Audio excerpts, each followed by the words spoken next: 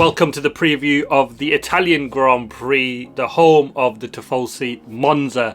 An absolutely fantastic circuit. It's time to slim down those cars, trim off the fat and get them skinny rear wings out, isn't it? It's fast and furious. It's Monza. It's absolutely brilliant. Ferrari head home after a fantastic but surprising podium result, and they'll be eager to put on a good result for the home fans this weekend. It's the low downforce circuit. It's 80% full throttle around here. A brilliant circuit, a brilliant podium, probably the best in the calendar, isn't it, where they overlook the fans. 2 DRS zones down into turn 1 and turn 8.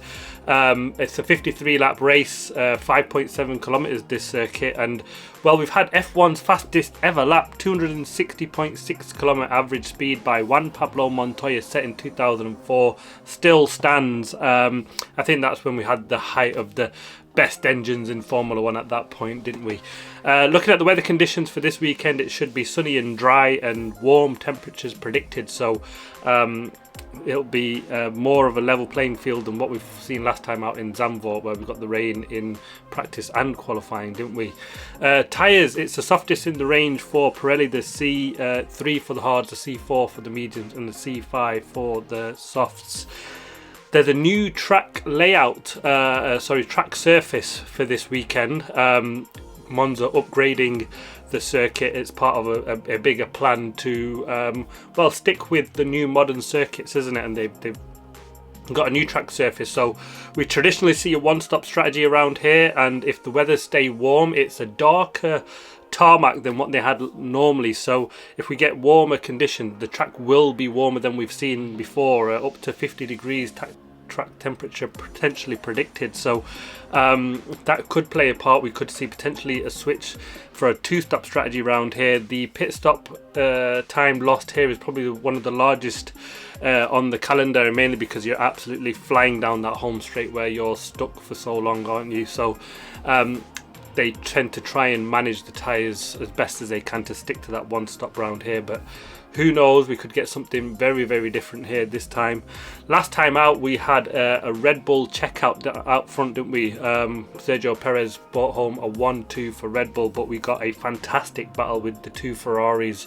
Charles Leclerc and Carlos Sainz were at it, hammer and toe. We'd nearly seen Charles Leclerc take Carlos Sainz out in the end, but it was a fantastic defence from Carlos Sainz to bring home the podium for the Ferrari guys. Predictions for this weekend, well, I'm going for Lando Norris qualifying. A little bit brave because this circuit is unlike any other, isn't it? It can test a car completely differently. It's just purely on the down strengths of how skinny and quick it is through along the straights, and we could see it closer than probably what we've seen in Zandvoort, but I'm still thinking Norris will take pole, and I think it'll be a McLaren 1-2 on the grid, Oscar Piastri in second, and I'm thinking Charles Leclerc will pull off a lap. He normally is the master of that in front of the Ferrari hand. Give them some fans, give them something to cheer about, and that's my top 3 for qualifying.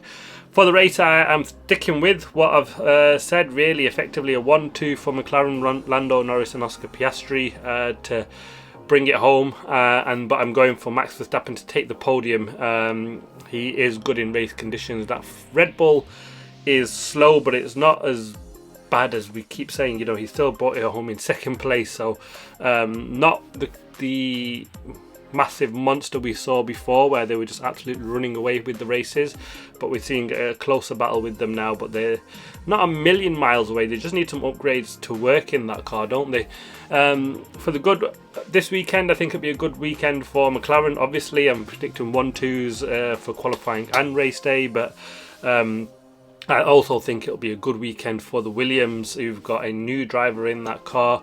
I think it'll be a bad weekend. Well, it's easy to say for Sauber, isn't it, to look good, but apart from that, I think Aston Martin might struggle here, and I think they might be out of the top 10 for a change.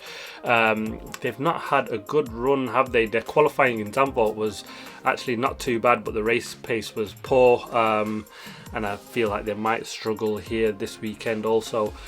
Fernando Alonso was really downplaying their progress and expecting them to sort of be at the back end of the top 10 for most of this or the rest of this season. So yeah, it'll be interesting to see what they can do, but I'm expecting to just fall backwards.